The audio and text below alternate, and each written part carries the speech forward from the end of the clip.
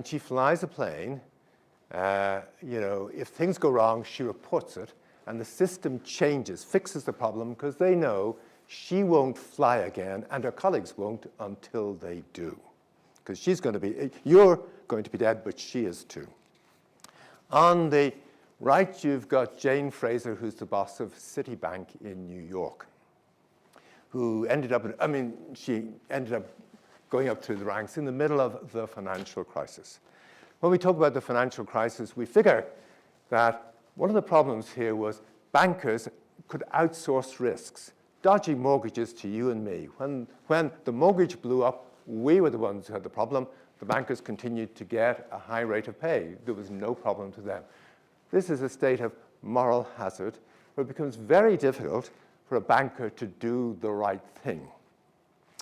The person on the left is a doctor who, when things go wrong for you, may report it, but as you've seen, FDA and Health Canada and everybody else just files it away and nothing happens, nothing changes. She is also outsourcing risk. She puts the pill in your mouth. When things go wrong, it's you who ends up having problems. She doesn't have a problem. We can blame the illness, not the drug. She ends up being paid just as much as she was ever paid before. This is a situation of moral hazard where it's extraordinarily difficult for a person to do the right thing, particularly if it involves being brave. We are facing a pharmaceuticalization crisis to rival the financialization crisis. This is the New York Times showing you life expectancy in the United States.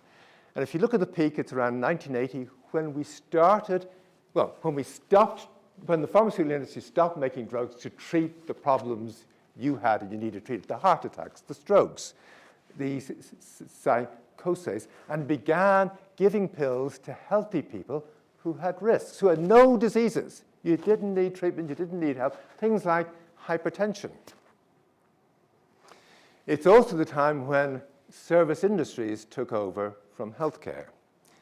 And it's before COVID. These data come from before COVID. Life expectancy's plummeting, and my view is it's caused by polypharmacy, not by anything else. Now, the phrase at the top comes from Paracelsus 500 years ago, and is the origins of the phrase, the art of medicine is bringing good out of the use of a poison. What I want you to note, this is the original German, and the word poison in German is gift. Beware doctors bearing gifts. We used to know this.